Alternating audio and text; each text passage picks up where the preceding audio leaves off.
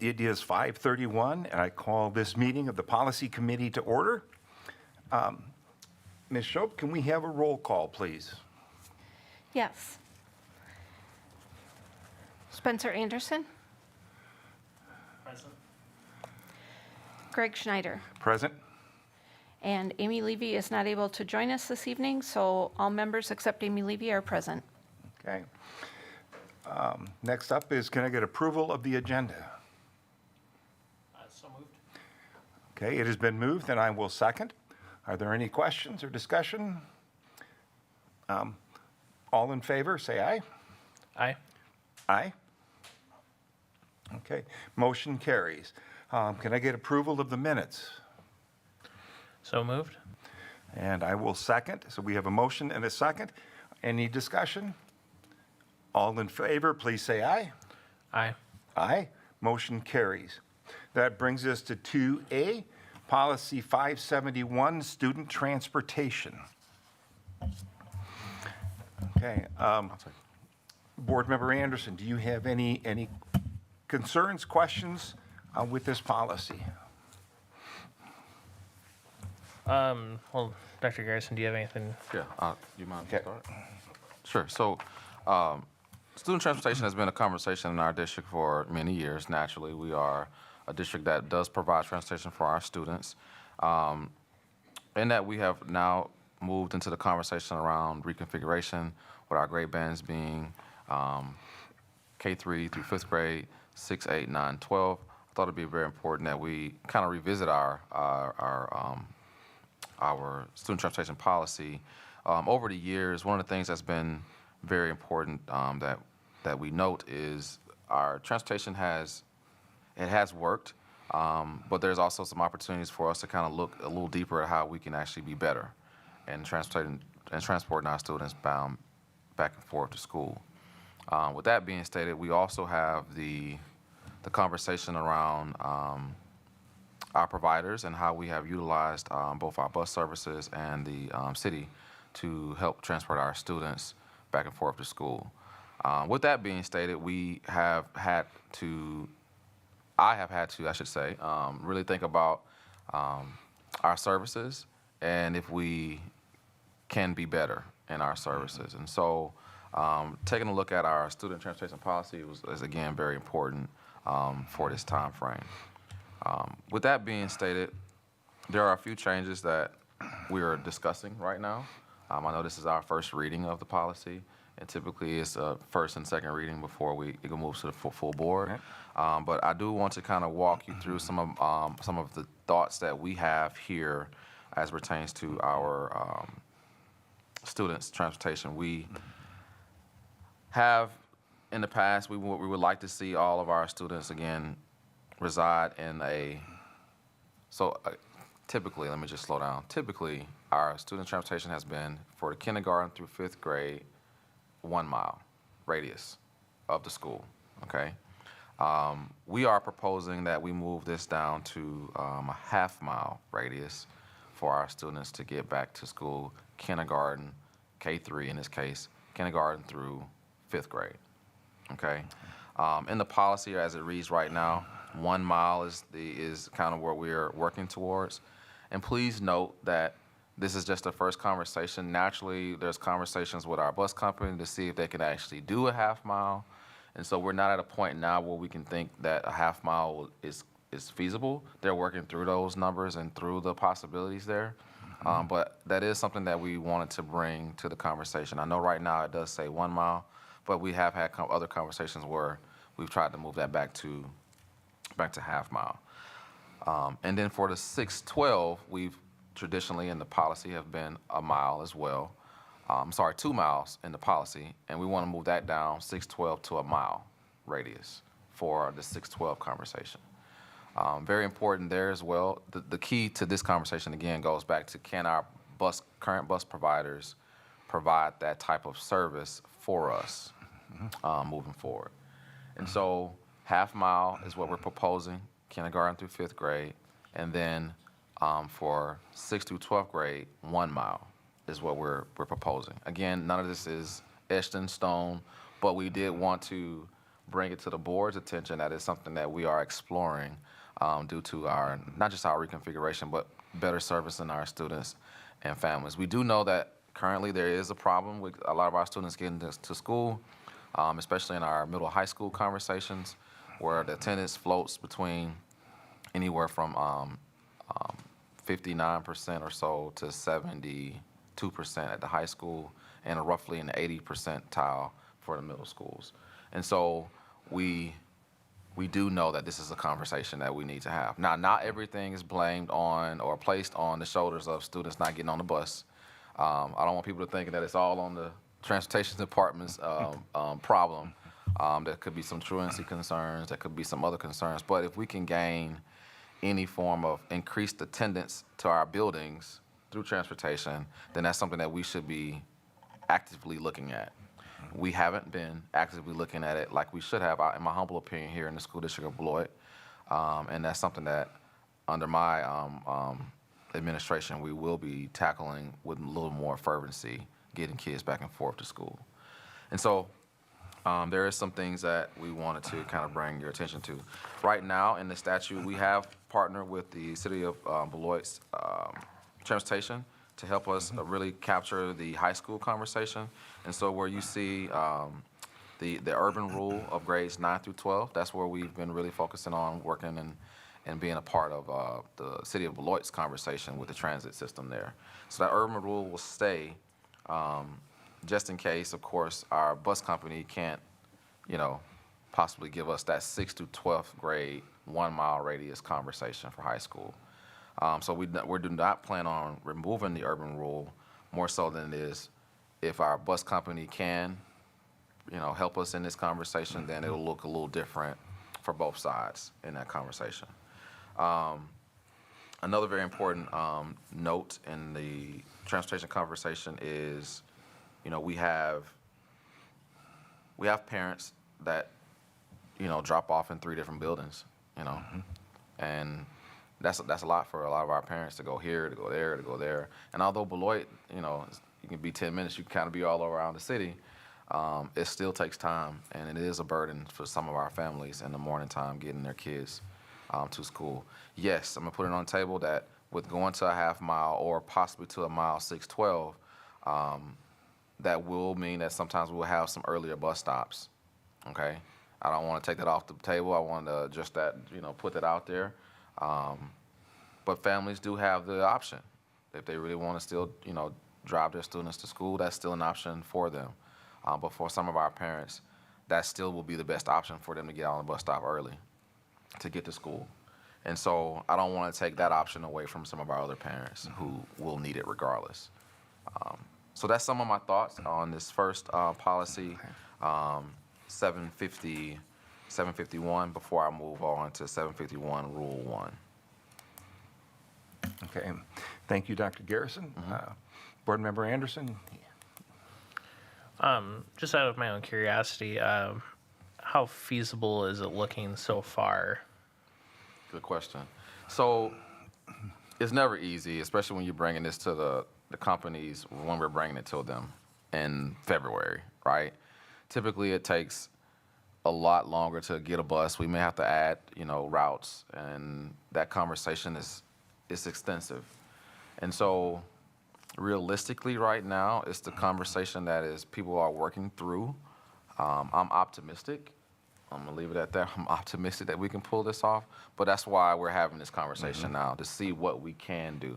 If it boils back to, our bus provider, Durham, is it Durham, right? If our bus provider, Durham, can't do the 0.5, then it will remain in policy, the 1 mile. If they can't do the 2 mile, then that's unacceptable, but no. If they can't do the 2 mile, then we, of course, have to figure out other options, because I do think that 612 1 mile is going to be a need moving forward. So I'm optimistic at the current time, but we still have to work through a lot of that conversation. What people don't understand about busing is from a yellow bus, I should say, in the state of Wisconsin, there's a rule that states, and I feel like I'm a transportation specialist at this point, that states you can't build, the buses have to be built in Wisconsin. Some weird rule. And so you can't bring buses from out of state, yellow buses from out of state, to our state to use them. The buses have to be built here. All right. And so, and the wait list on those buses is like a car, anywhere from 6 months to a year. And so we're up under that conversation as well. And so naturally, this is the things that our Durham is working through right now.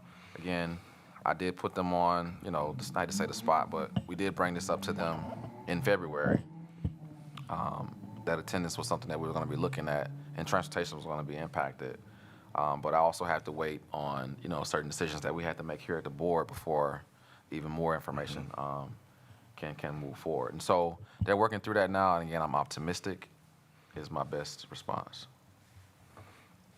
All right, so I like to play the game of hypotheticals. Sure.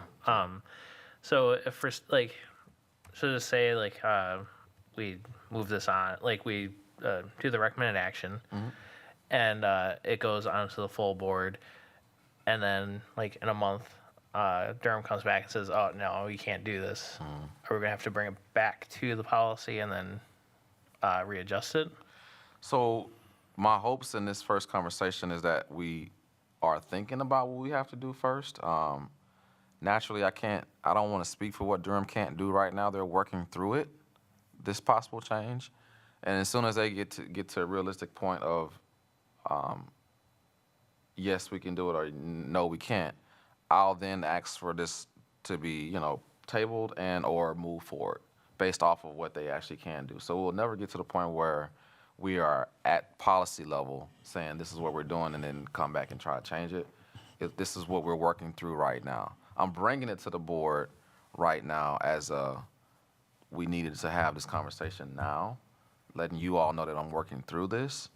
But this could take, more than a month to kind of bring to fruition if possible. I'm also working with our city as well. Naturally, they're not out of this conversation.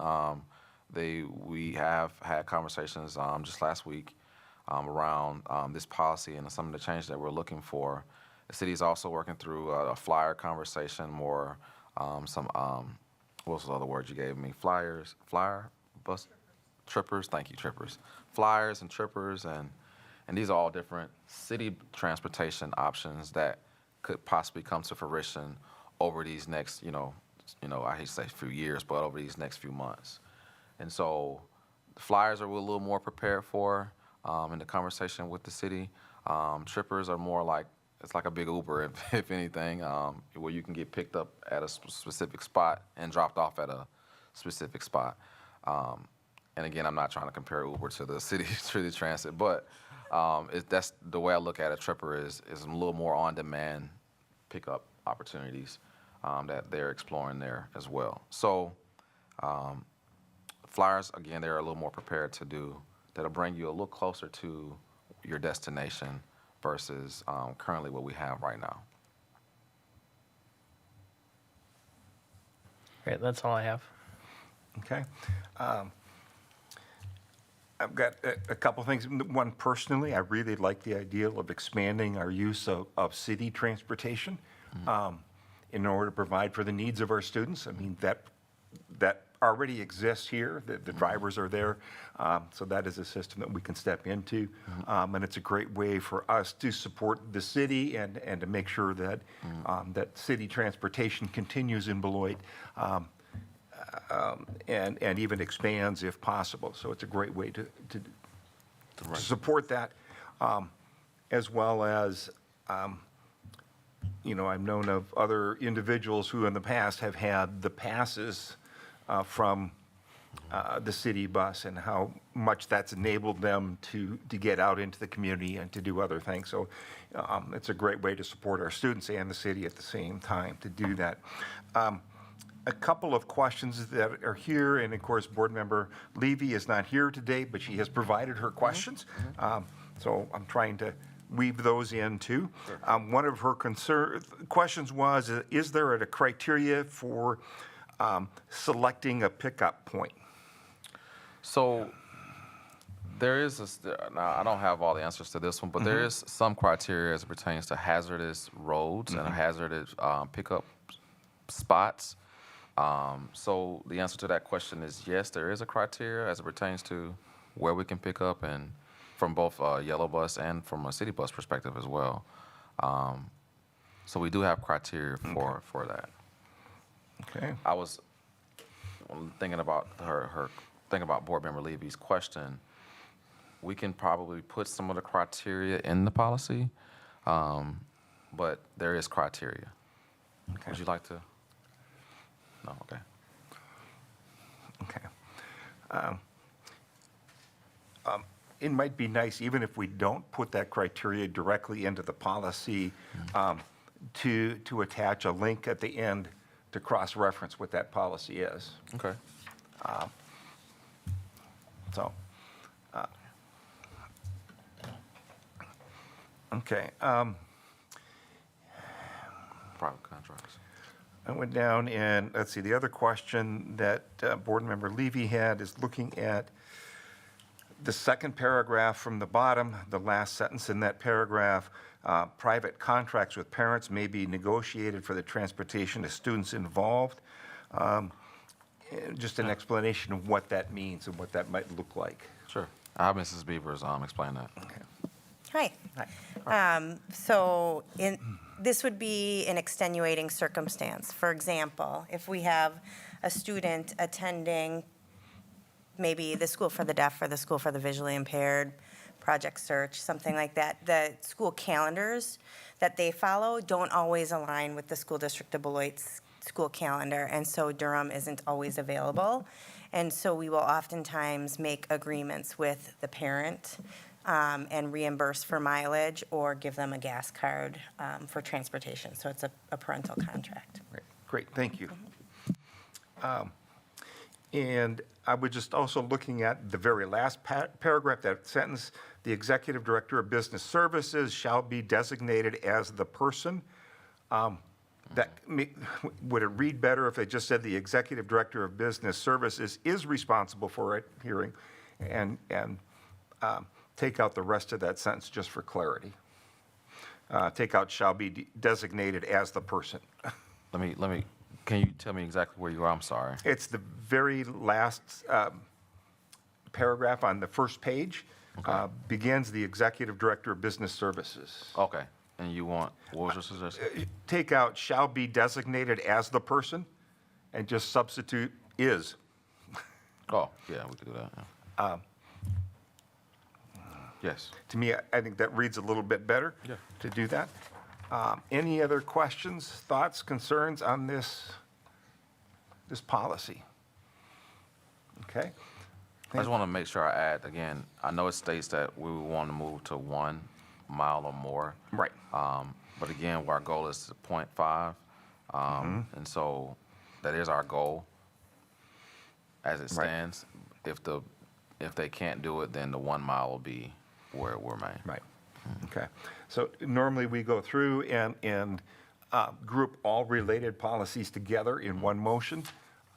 And so we'll finish all of the 751, 751 Rule 1, and 751.1 as a group, and then we'll move on. Go from that section and then move. So, and let's take a look at policy 751 Rule 1. Okay, Dr. Garrison? Yes. And so in 751 Rule 1, again, it really gets back into, again, general transportation guidelines. Our goal in this conversation is, and what you see here is really starts to drill down into who's being transported, how they're being transported,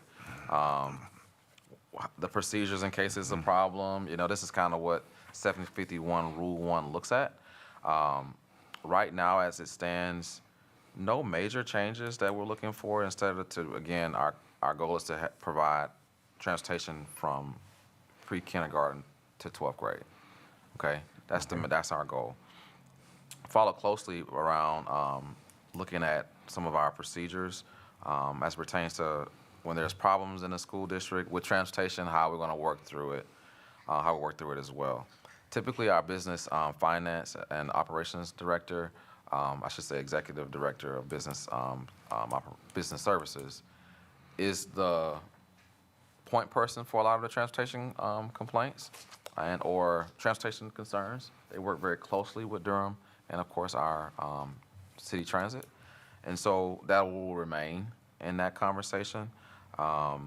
We didn't have any major changes that we wanted outside of adding that we wanted to make sure it's business operations and finance added to the title of the person who a lot of this will flow through. That make sense? Okay. Right.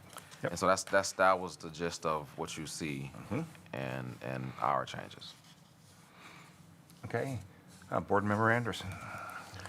So the only question I have is like for A1,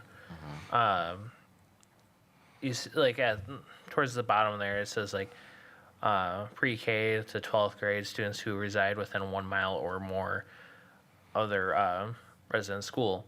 Shouldn't we break that, like, because you have a strike through the 4th through 8th, but restructure it so that we say like kindergarten through 5th is going to be like the half mile, and then 6th through 12th is the mile. Sure. That's a great recommendation, and yes, it should read that way. So again, 0.5 K through 5th grade, 1 mile, 6th through 12th grade. Again, that's our goal. Right. Things change. Of course, we'll have that conversation. Right. Okay. Okay. Thank you. That would be good to split that out and make it real clear in this one. Okay. Anything else, Board Member Anderson? Okay. That was one that I had under A5. It talks about that the complaint may appeal directly to the Business Operations and Finance Committee. I assume that's the committee of the board, So or is that a separate committee? this will be, in my humble opinion, this should be a separate committee. Okay. The board shouldn't have to handle the day-to-day complaints of transportation. And so this should be a separate committee here, and that's what I'm suggesting. That the business operations and finance person will set up. So that could be someone in his cabinet, people services, and let's just say a parent, to hear the complaint. I didn't break it down that way in this conversation because it was our first reading, and so I'm open to thoughts and suggestions there. Okay, yeah. Yeah, as I read it, I just thought that was you looking at the board committee, the Business Operations and Finance Committee, to hear it. If that's going to be a separate committee, then maybe we should specify who's on that committee, not by name, but by position, just so that it makes it very clear who would be serving in that committee, and then maybe it would actually have a different name if the purpose of that committee is solely to look at transportation issues. Sure. Just so that we don't get confused with which committee it is. Ms. Shope? I just was going to say, all I did was change the name of the committee. The Board of Education used to have a Finance, Transportation, and Property Committee, Right. which is now called the Business Operations and Finance Committee. So it certainly could be changed to a committee like Dr. Garrison wanted, but currently, the green print that's being proposed is the board committee, because that's how things used to be handled. So if it needs to be changed, we just need to rework the language. Right. Okay. Unless the board wants to hear transportation complaints, which I think that's more, we get calls all the times about transportation, and we have once a month meetings, and Right. that have pushed it off a lot. So I think this should be a committee that we handle here at the district level. Okay. I just wanted to add that in A3, that's where the original complaint is initiated and goes to the executive director. And if you look at number 5, it's if the complaint has not been resolved. So I just wanted to point that out, because that's pretty typical in policy, that there's a procedure and it keeps going to the next level. And then if there is not a resolve, it goes to the board level. I just want to point that out. Okay. So- Okay, thank you. So yeah, my thoughts, it will start at naturally, there's always a chain, but my thoughts it still should start with a separate committee. So thank you, Mrs. Beavers, for bringing that to my attention. I think we could, no, it's already there, so.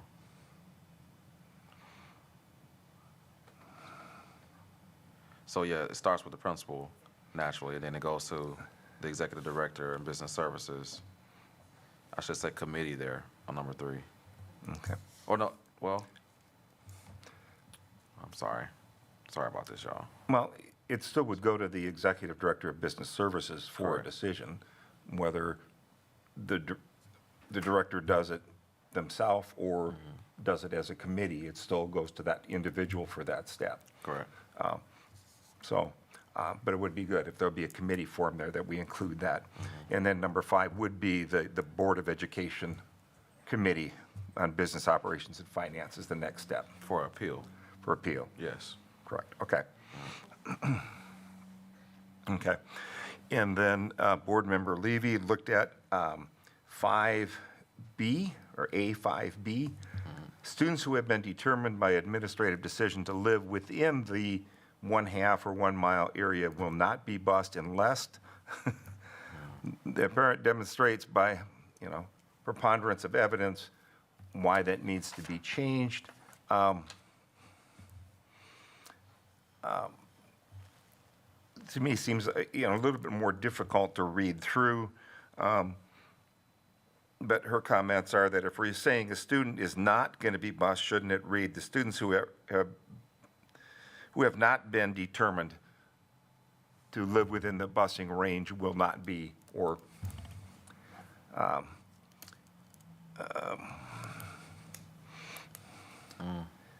So, and I thank Board Member Lee for asking the question.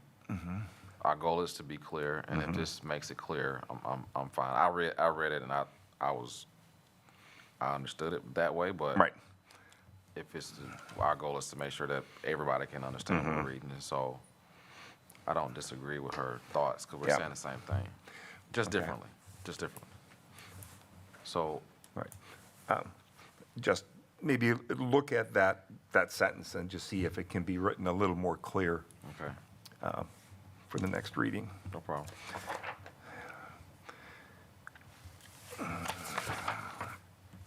Okay.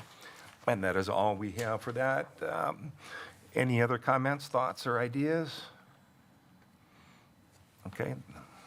So then let's take a look at 751.1.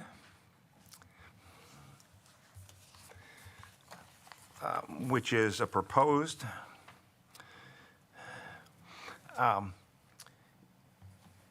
Dr. Garrison, any comments on 571.1? Sure, and so this is about student information. Naturally, when you're thinking about busing, we have to share a lot of different information, and it always boils back to the general information that people see when they register for school. Name, address, number of siblings in the household, and that's the information that we would share. This part of the policy makes sure that people know that we have to share information with bus companies when you're thinking about picking up kids. And so we have to share this information with the companies so that they can put it in their system and try to, figure out how they're going to route and pick up kids. So this is what this kind of covers. I didn't see any changes in this that need to be changed, but there is an explanation from Mrs. Levy. What student information is being provided, and again, the information that's being provided is the same information that we have to provide to the companies based off of registration, where you live, who's in the household, just the general information. So maybe if we just added the word necessary after the school district of Beloit upon being provided necessary student information. What about demographic information? Demographic information. Sure. I mean, I'm I'm fine. okay with, Yeah, with demographic. me too. Okay, So, thank you. You want to put that? Upon being provided demographic student information. Sure. Again, just to make it a little bit clear that that's the information that's being provided. Sure. Yeah, and so this policy, again, focuses around that we have to share information when we're trying to route Yep. Okay. 5,700 kids. Okay. Board Member Anderson, any? Oh, you not? I don't have anything to. Okay. Okay. If there aren't any thoughts or other comments here, I understand we don't want to pass this on to the full board until we are sure with that. So we can hold this over again or complete it as second reading. I think we do have to take a motion on it as second reading. Correct. So Okay. I'll have more information by, Right. of course, the end of this month, Okay. based off of kind of where we're going, reconfiguration, more Okay. information from Sure. the bus companies. So hopefully in April, when we meet again, I'll have additional information whether or not we need to pause a little longer or hear some new thoughts to the policy itself. Okay. Then can I have a motion to approve this as first reading and bring it back on the next policy committee meeting? So moved. And I will second that. So we have a motion and a second. All in favor, say aye. Aye. Aye. Motion carries. Okay. Policy 443.4, student alcohol and/or other controlled substance use. Yes, and so our AODA conversation is ever changing in the nation. I think sometimes we forget that AODA is, we've been talking about alcohol, drugs, and other substances in schools for quite some time now. And again, those conversations are always ever changing, both at the state level, both at the national level, state level, and then of course now into our schools. We have tried to, over the many years, thank y'all for coming. We have tried to, over the many years, to stay ahead of this conversation. But with so many rules changing often, we thought that it'd be a very important conversation to have at the board level, in which we can kind of hone in on kind of what we're saying, what we want to do here in the school district of Beloit. To make it a little more bite-sizable as well is pretty important, and so that we don't have to keep coming back every 3 years, because stuff is always changing. But this allows us to start having that first conversation as it pertains to AODA. My team, of course, has been already working heavily on this. They know a lot more about some of those rules, both at the national and state level. And I'll turn it over to Mrs. Beavers, Mr. Weaver, and of course, our AODA coordinator, Ms. Wellnitz. Ms. Wells. You kind of took everything I was going to say, so nice job. For the rationale as to why we were bringing it, we've really been developing a more comprehensive program to address the crisis that we're dealing with right now. And so really focusing on intervention and prevention. So you'll see, as we talk through the policies, we're trying to pull a lot of how we respond to a violation out, because, like Dr. Garrison said, it's ever changing and it's changing really fast, and we can't be we want to have the autonomy to make those changes when we need to, versus coming back to the board every single time. So, do you guys have anything to add? We're starting with policy 443.4, and you'll see we struck, what is struck out of this policy was really carried over into the rule. What we were trying to do is mirror the AODA policy to the smoking and nicotine policy, so they read very similar. So, yep. I have no questions. Okay, I have a couple here. One is in that first paragraph, it says board policy 443/447. Yep, I don't think your mic's on, just for the record. Okay, thank you. Yep. So if you read that full sentence, it says, students in violation of this regulation will be held to the student code of conduct, which is board policy 443/447. So just clarifying the code of conduct policy. Okay. Okay. And then the other thought was, it says, or appearing to be under the influence of inhalants. Yeah. We have a How recommendation. is appearing to be under the influence determined? You know, what if a student appears to be under the influence due to an over-the-counter medication or? Yep, I think our recommendation after receiving that feedback would be to strike appearing to be and just have it be use, possession, distribution, or under the influence of an inhalant.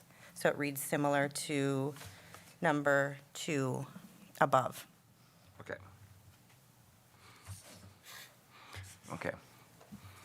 Thank you. That, Sorry. Let's read it one more time so that it's captured in the notes as well. The last part. Go for it. Appearing. Okay, so it would read the use, I'm at number 5. The use, possession, distribution, transfer, or under the influence of inhalants. That, okay, Thank you. great. Thank you. That reads much better. yeah, clear. Okay. Yep. Mrs. Schultz, do you have that? Okay.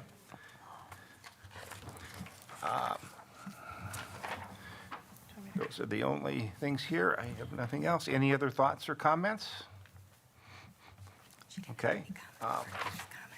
Let's move on to 443.4, Rule 1. Okay, Dr. Garrison?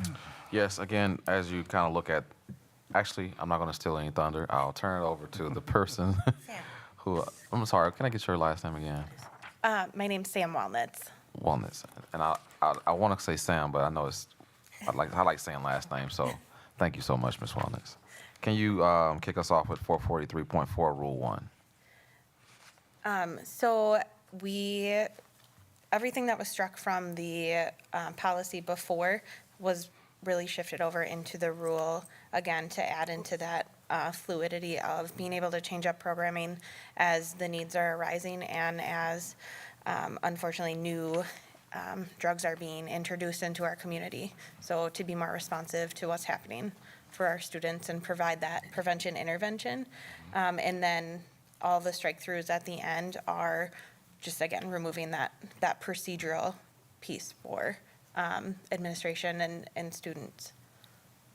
Okay, thank you. Board Member Anderson?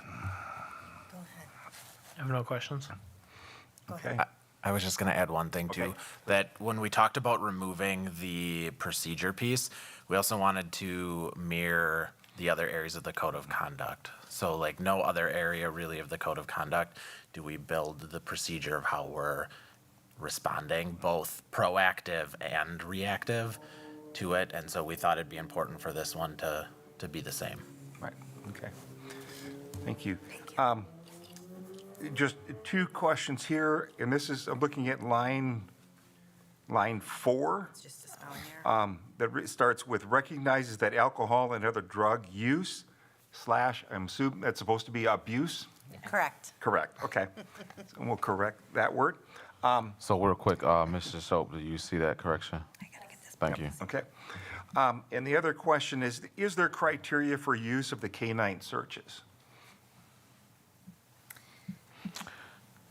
Can I start there? Sure. So when we think about K9 searches, typically when we have searches, there's going to be various different types of searches when it comes to the use of AODA or alcohol, drugs, and other substances. Canine searches have traditionally always happened mostly at the middle and high school levels. We typically will not, do a canine search in the elementary schools. That's just not a practice that we have. But we would typically do them in the in the middle and high school. So I want to start there first. Make sure that's, on record. We don't, try to bring dogs into the elementary conversation.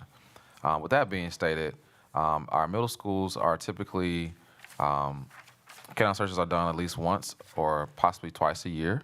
Now, again, this is typically, I should say.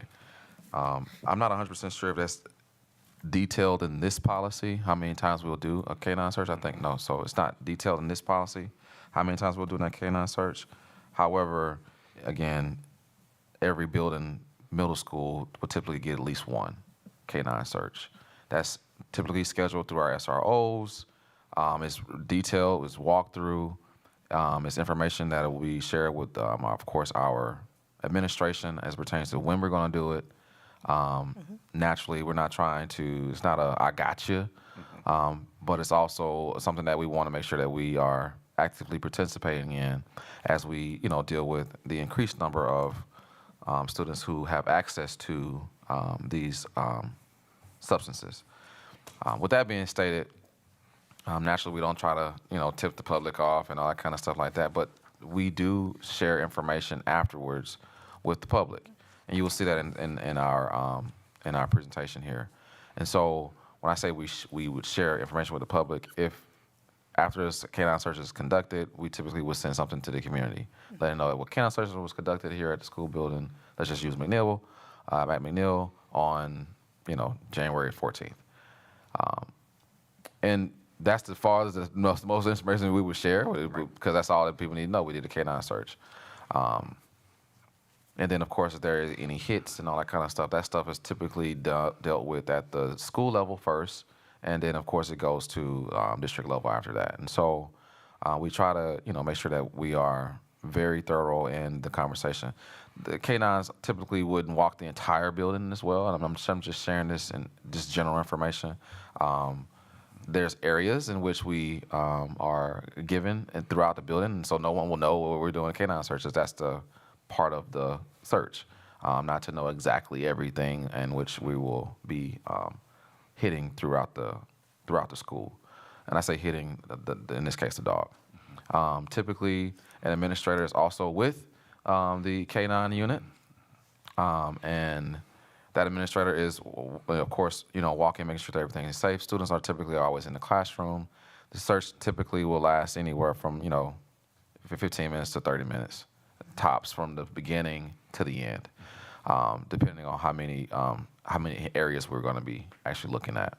Then there's a debrief opportunity that happens to go over if there's any things we need to be mindful of for the next opportunity that we have in the district.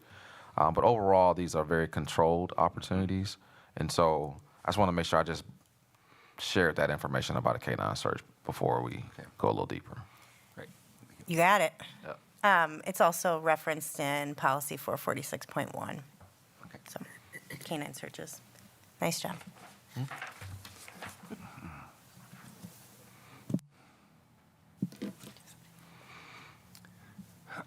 You said 446.1? Okay. The verbiage is the school district of Beloit permits the superintendent or designee to allow drug detection teams Okay. to use drugs for periodic random drug searches. Okay, Ms. Shope, can we add that to a cross-reference? Great, thank you. Any other thoughts or comments on this policy?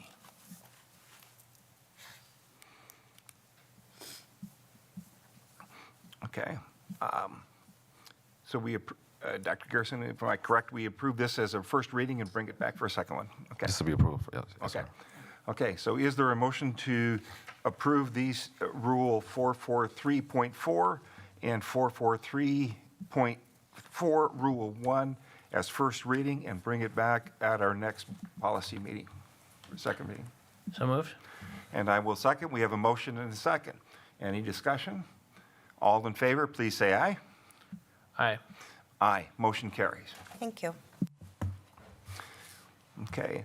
Policy 453.4.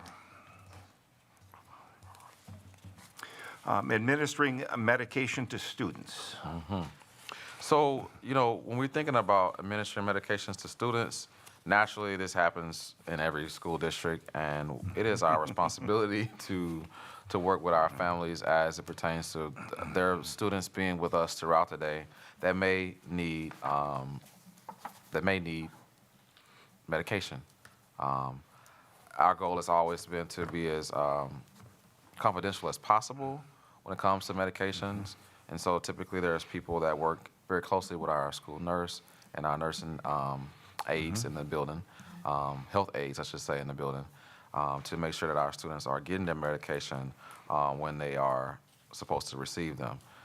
This is a policy that we have to take a look at and make sure that we're up to date on. Medications do change, as well as what we can actually administer as well. And so, Mrs. Babelis here. I did it right? Yeah. Yes, Mr. Blias. Babelius, sorry. Ms. Babelius is here, and she will kind of take us through some of the information around this policy. Yeah, so I, like you said, wanted to make sure we are staying up to date with what we are allowed legally to administer in our school building and make sure that it's within those approved ways. And along with our medical director, our medical advisor that helps give us guidance on some of these policies as well. So, and we wanted to make sure we included stock Narcan into our policies as we are able to give it, because currently the only medication that we would be able to give to any student would require a specific doctor order plus the parent consent for those orders, and not include stock unless it was epi. But there's other medications that can be legally given in the school district that we want to make sure we accommodate. Okay. Great, thank you. Board Member Anderson. I have no questions. Okay. I have a couple in the third paragraph. Okay? The last sentence in that paragraph, medications must be picked up after 2 weeks for grades, and it says 4K, that should probably be 3K. Correct. Through grade 5, and needs to be renewed per incident. What about a medication that a prescription the doctor may have that may extend beyond the 2 weeks? So this paragraph is addressing non-prescription medications. Okay, non-prescription. So every 2 weeks, they have to bring in a different, For those grades only, yes. yes, okay. But 612 does not have to do with that? Correct, yes. Okay. Okay. And it goes on to further describe that in Rule 1. Okay, great. Point of next- clarification, am I changing it to 3K? Yes. Yeah. Okay, thank you. Okay.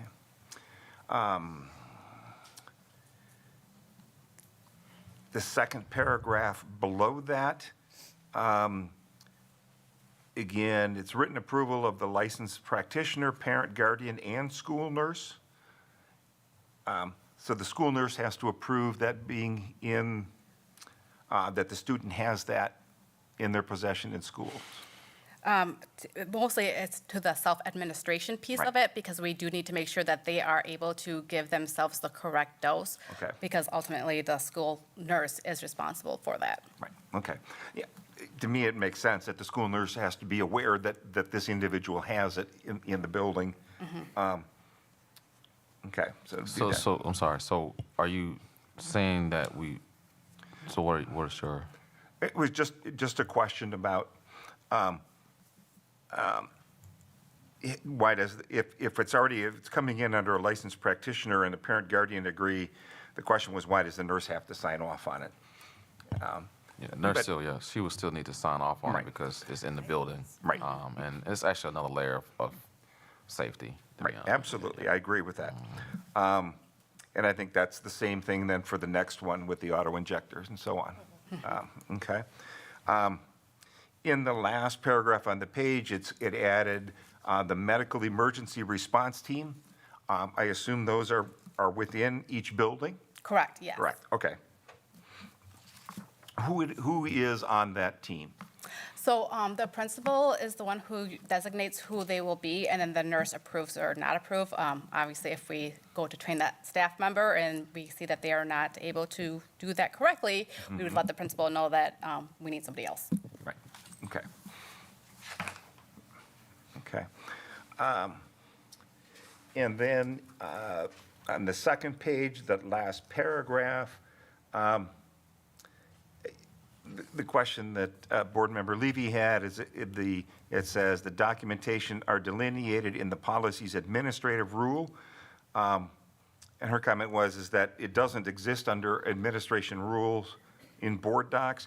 I'm assuming that they're referring to Rule 1 of this policy. Correct, yes. Okay.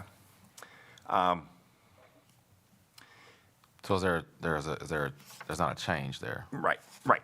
There is a change. It should say Administrative Rule 1. There's no Yeah. 1. There's no one. Yeah, so let's add the 1 there, right? So it makes it clear which one they're talking about. Okay. So it's the Rule 1 of this policy, not a separate administrative policy, Thank you. Should it be in parentheses? just so that everybody can find that. Policy 435. Wait a second, let's make sure is it, Mrs. Schultz, do you see that? So it's the very end, okay. Would it be helpful to put in parentheses, this policy's administrative rule, parenthesis, policy 453.4, rule 1, and parenthesis, maybe? Okay, right, that makes it clear. Okay, I think we should take out the word administrative. okay, We don't call them Yeah. administrative rules, they're board rules. right, okay. Thank you. That sounds good, okay. The last question is under the legal, the fourth one down, I assume that's a state statute, but it's not highlighted in blue, so I'm not sure that the link is there to that. Ms. Shope? Do you see that? Under the legal on the bottom, it's the fourth one down?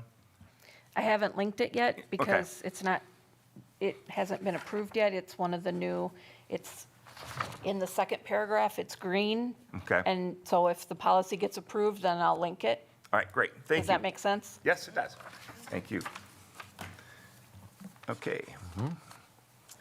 Any other thoughts, questions on this policy? Great, okay. Let's move on then to 453.4, Rule 1. Okay. Dr. Garrison, any comments here? Give me 1 second, I'm sorry. I gotta get my papers right.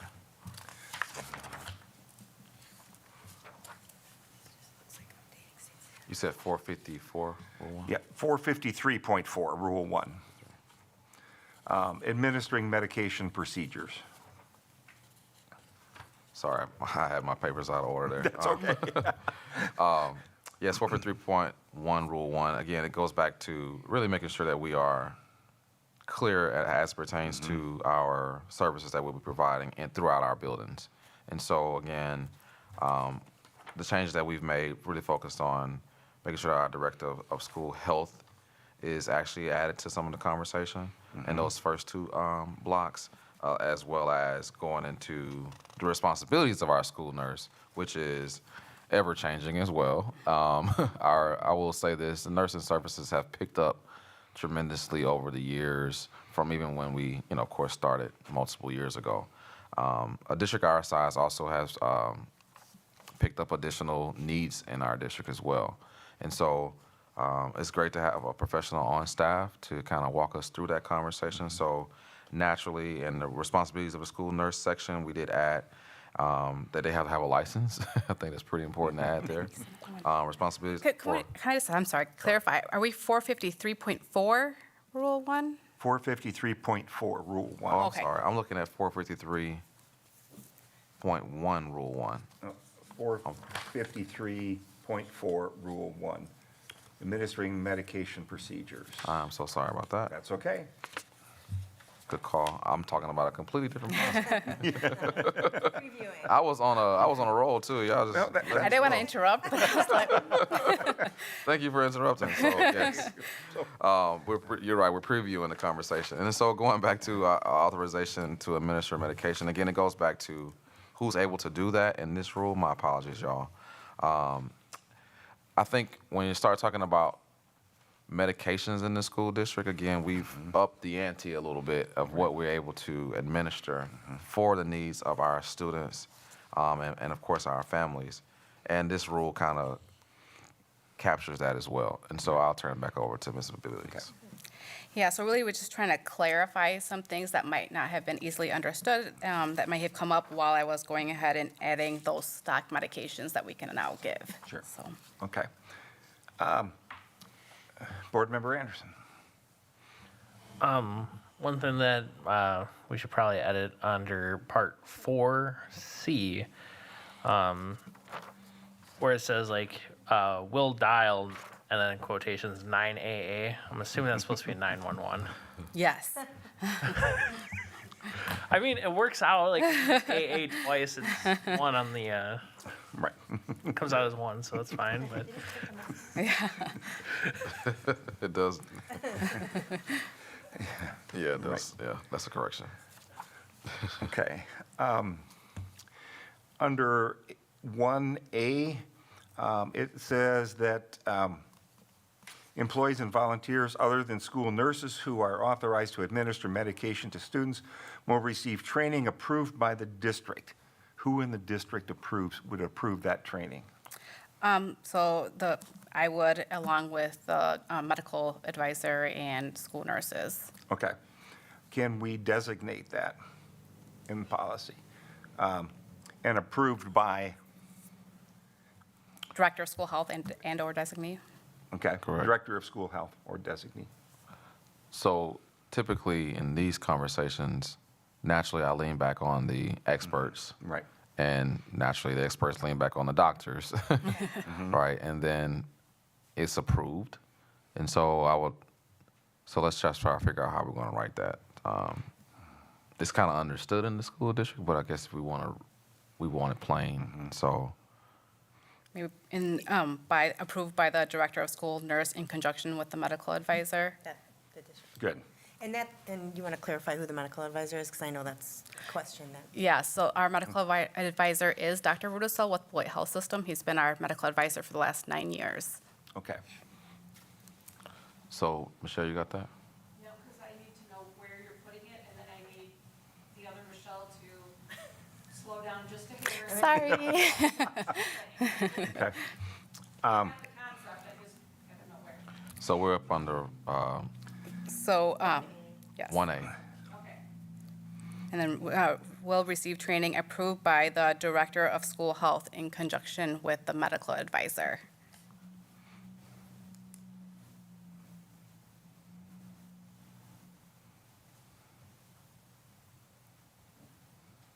So are you in the sentence where it says approved by the district and Wisconsin Correct. Department of Public? Yes, yep. Okay, so where do you want me to add? So where it says approved by the, and instead of district, put Director of School Health in conjunction with the medical advisor. Right. Got it. Thank you. Okay. In B, that first sentence, only school personnel or volunteers authorized in writing by the administrator? Should that be an administrator? Yes. Okay. Or building, it should be by the building administrator. Okay. So then instead of that, okay, in writing by the building administrator. Correct. Okay.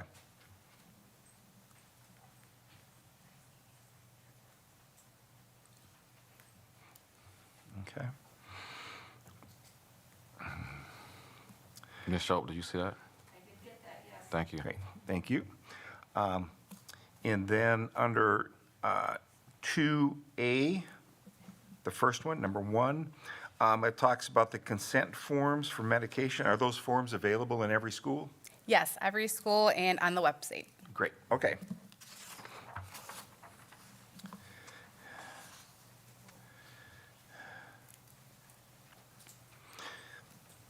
Do we want to add just a spot in here saying available on the district website and in every school building?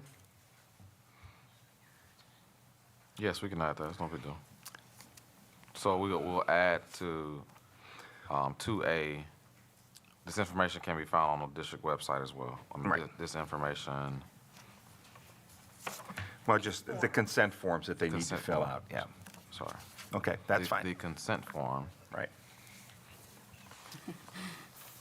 can be found on the district website. Okay.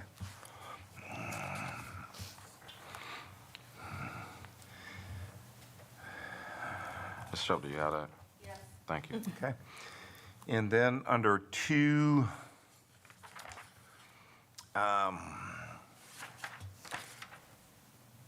under 2A, 2,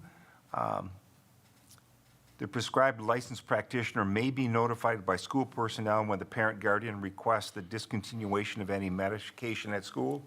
Do we need a HIPAA, FERPA sign or release of information sign? So in order for us to give medication, we actually have to have that consent already, so we would already have the consent. It says that we are able to discuss any medical questions we have in concern to that medication. Great, okay, thank you. Okay. Under B, 3, there should be a space between Roman numeral 3 and Roman numeral 4. And then in 4, that should be in grades 3K through 5, I Yes. believe. So we'll change that to 3K.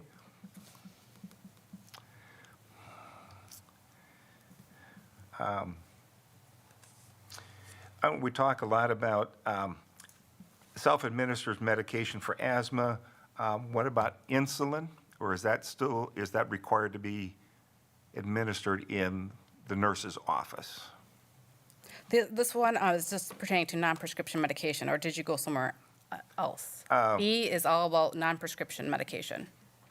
Okay. Not stop. No, B5, it says a student's authorization to possess a self-administered medication for asthma or whatever continues to be, is limited to or revoked. But again, in several of these, it Yeah, lists. that should be crossed off on this one, because B5 does not pertain to non-prescription medications. Right, okay, So we're gonna, Strike. Correct. okay.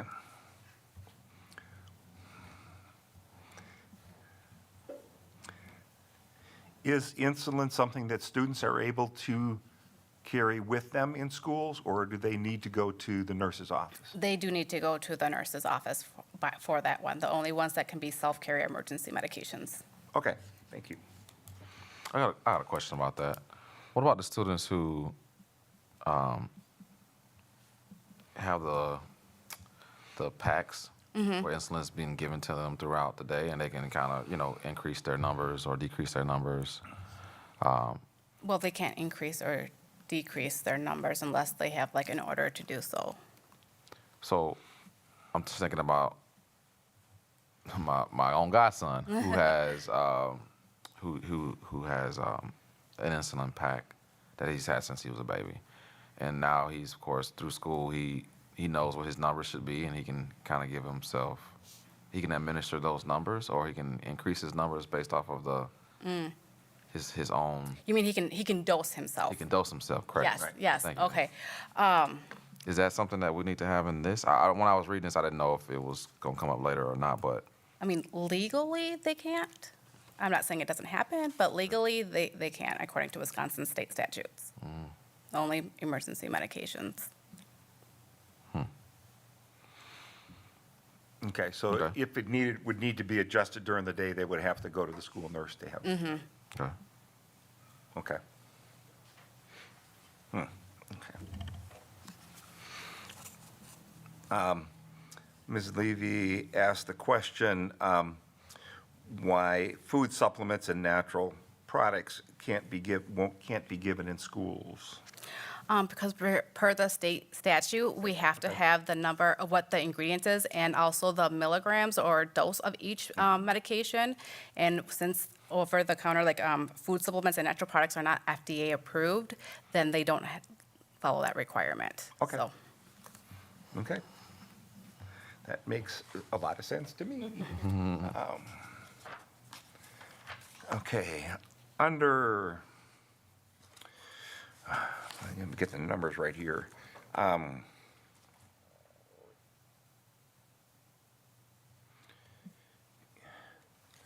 not sure I have the pages right here. Let's see, 4.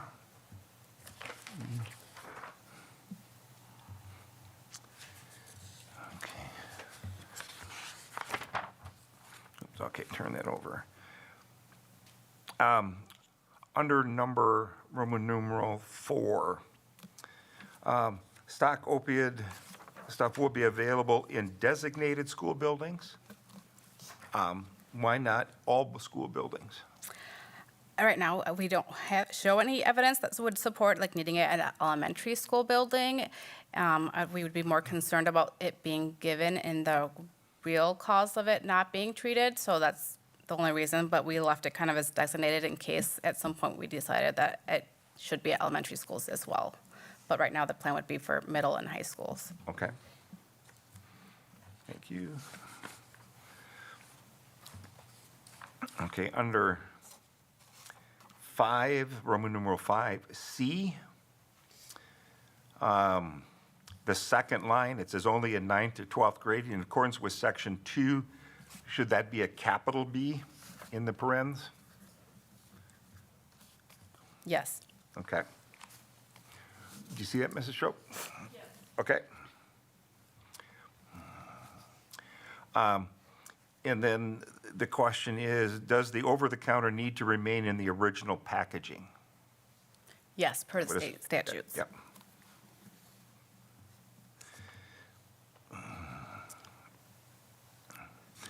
And then under E, Board Member Levy said, should this be omitted as it is repeating the information included in Roman numeral 2B5? No, because we struck it out over there. Okay. That's right, we just struck it out. It was there before, okay?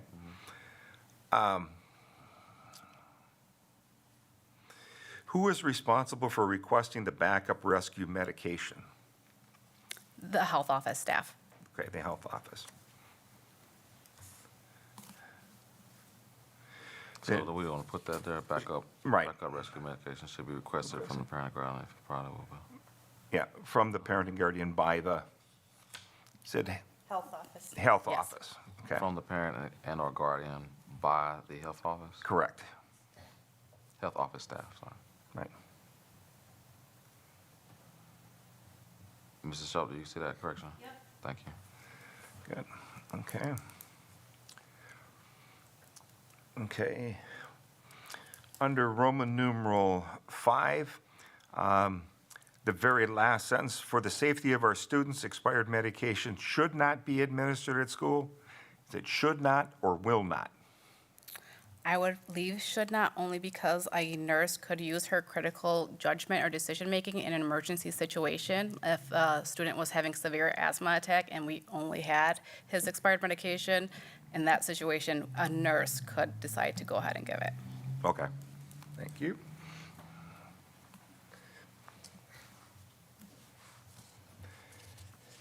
Okay, then under Roman numeral 9, A6.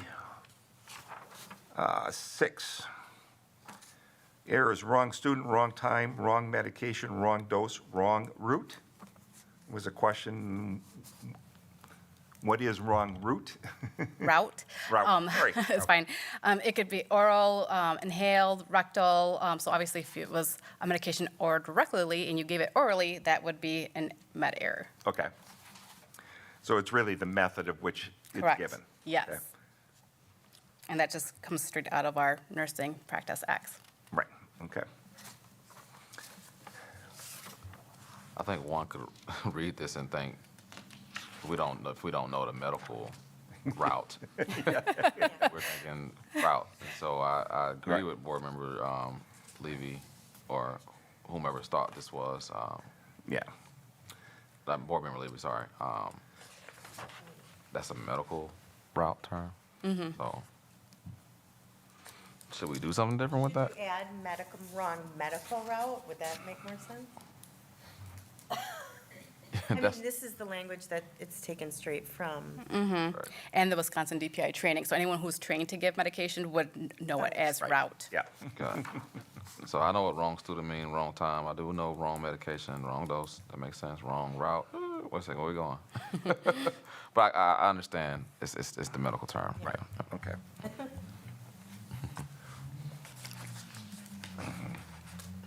Well, and if somebody is reading this because they have to administer it and they're not sure what it is, maybe then it's a good thing that they have to ask. to find Correct. out.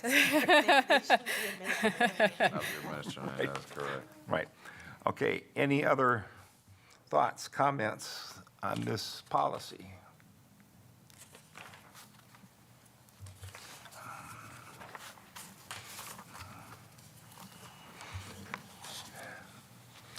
Okay, is there a motion to approve this as first reading and to bring it back to our next policy committee meeting? So moved. And I will second. Any discussion? All in favor, say aye. Aye. Aye, motion carried. Okay, let's take a look at policy 453.1, emergency nursing services. And I gave you a preview of this already. So the first part is the actual rule. 453.1.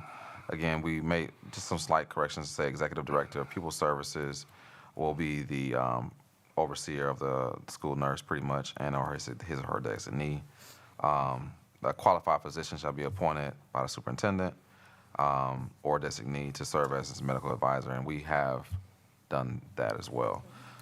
So that's just the 453.1. Would you like me to proceed with 453.1, Rule 1? Just, let's pause on this one for a minute. Sure. Board Member Levy was looking at the last couple sentences. Shall assist in the annual review of policies and procedures and first aid standing orders pertaining to the emergency nursing service program. I assume that that's currently taking place as scheduled? Correct. Okay. The only thing I would say is designated by the board. I mean, it's not designated by you guys, but Right. the medical advisor, myself, the Brock County Health Department, and school nurses and health aides do review it annually. Right, okay, great, thank you. And then So should we take that out? So you're striking the board? Yeah, so we should strike out where it says as designated by the board.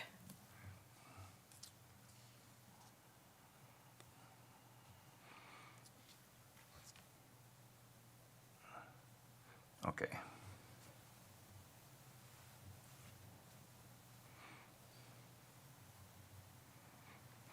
Okay, thank you then. And emergency services shall be available during the school day as well as during all school-sponsored activities. Is that currently taking place? Yes. Okay. So I think that's a broad thought there. I do understand the question, though. Naturally, if an emergency happens, we call 911, so that's emergency services that could be provided. There may be someone at the facility for specific games. We have to have All coaches are required to Right. be first aid, First aid. CPR, AED certified, so. Right. Okay. So it's very broad in that thought. I just want to make sure that's noted. I do understand the question though. Like, is that being provided? Yeah. Right, okay. Okay, 453.1, Rule 1. And so this goes back to my first conversation before I jumped ahead of myself. We wanted to make sure that we added director of school health to some of these line items, along with making sure that we took a very close look at the responsibilities of the school nurse. I'm not going to go through each of our changes, but I did want to make sure that everyone is keenly aware that this is a team approach. I know it's not just one person doing everything. That'll be, virtually impossible, but this is a team approach to making sure that our students are healthy in our buildings, and so I'll rest there for now.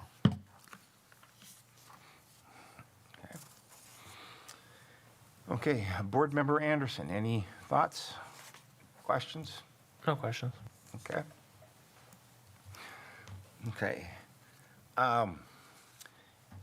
The first sentence, it says, "The school district staff shall provide emergency services to maintain the health and safety of students." and so on, at all school-sponsored activities. First of all, what is the schedule for nurse coverage during the school day in our buildings? So the nurses are in the buildings the same hours that the building is for regular staff. We have 6 nurses in the district for the 13 schools, so they do sometimes have more than one building, but we then have health room assistants in those buildings. Okay, so if the nurse is in one building, the health room assistant is in a separate building? Correct. So there is coverage in both Yes. buildings? That's how it is at the elementary, intermediate. There's sometimes the nurse is with the health room assistant as well. And the high school does have a nurse and health room assistant all the time. Okay, great. So, and it says, and all school-sponsored activities, is there a coordination between yourself and the Director of Athletics and Activities to make sure that we have somebody covered in all of those? Correct, because it is WIAA required for all coaches to have that training, so Okay, great. Under A, okay, she was asking the question about the medical advisor. Is there a plan to create the position, but that already exists? Just to clarify, it's not a school district, it's a medical advisor to the school district. Correct. I Yeah. just want to, Right, so it's not a position within the school district, but we have a medical advisor on call. yes. yeah. Okay. Okay. Volunteer.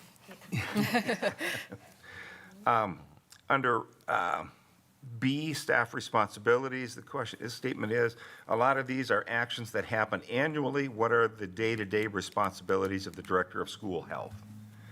An emergency, because I mean, this is just emergency nursing services, so do you mean when there's an emergency, or what do you mean? Well, I guess it's following up with staff responsibilities and making sure that the staff are there, or making sure that these responsibilities listed under staff. In regards to emergency nursing, though, only, correct? Yeah. So in my day-to-day, when there's an emergency that comes up, my role is to support the nurse or the health room assistant, because again, sometimes there's only a health room assistant in that building, and just make sure that they're following up, making sure I'm communicating to my supervisor if there's any incidents that may need further notice, making sure that forms are completed for like student injuries, or if there's a staff emergency for a staff member. So those type of things for emergency situations. Okay, great, thank you.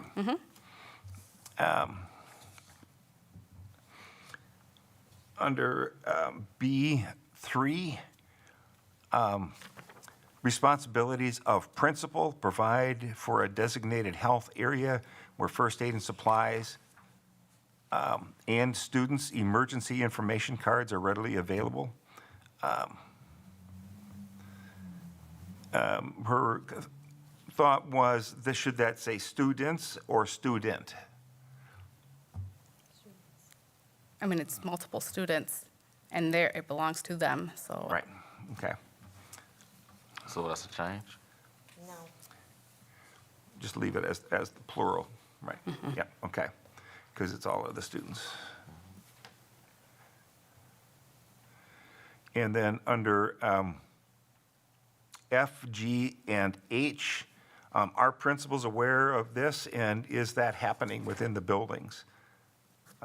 See that all accidents resulting in serious bodily injury, and so on, designated a person in charge of emergency care, and see that parents, guardians are contacted as necessary. Yes, that is what is Yeah. current. Okay.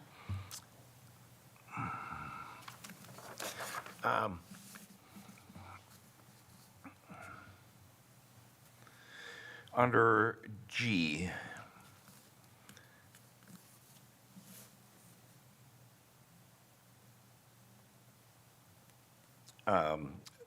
the last sentence on the page, severe allergic reaction or glucagon to a known diabetic student who is apparently experiencing or experiencing severe things. Do we need apparently or? in Was that? apparently experiencing, which means like they're having signs of. Signs up, so we make sure, okay, so we do want to leave that word in there, okay?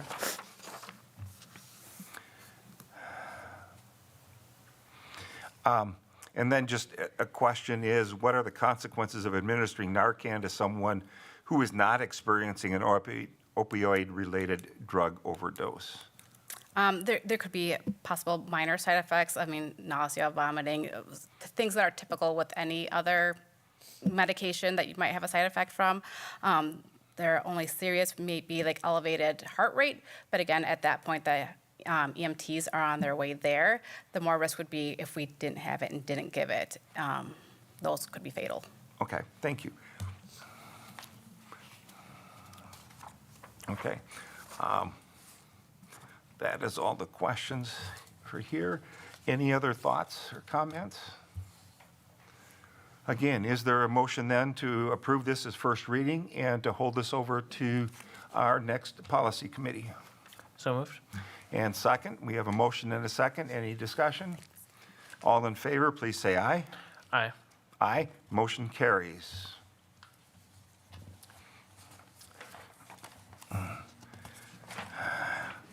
Okay, All right. Crossing the finish line. we're getting close here. Okay, last two, policy 970. Dr. Garrison. Sure. So naturally, we've started to have this conversation in the district as it pertains to our reconfiguration. And with our reconfiguration to being, K3 to 5, 6, 8, 9, 12, I've already made the statement that the district will be looking at repurposing 2 of our middle schools. I thought it'd be important just to bring this conversation to the table so that the board is, keenly aware this is what we have on file as it pertains to retiring buildings and or opening buildings in the same lens. So 970 really just talks about what would we do if we were to open up a building, a new building in that conversation, and kind of what that involves, making sure that our teachers, administrators, and staff have an in-service around, of course, this new space. To me, this policy also allows us to think about our new staff that may be, moving to a different building.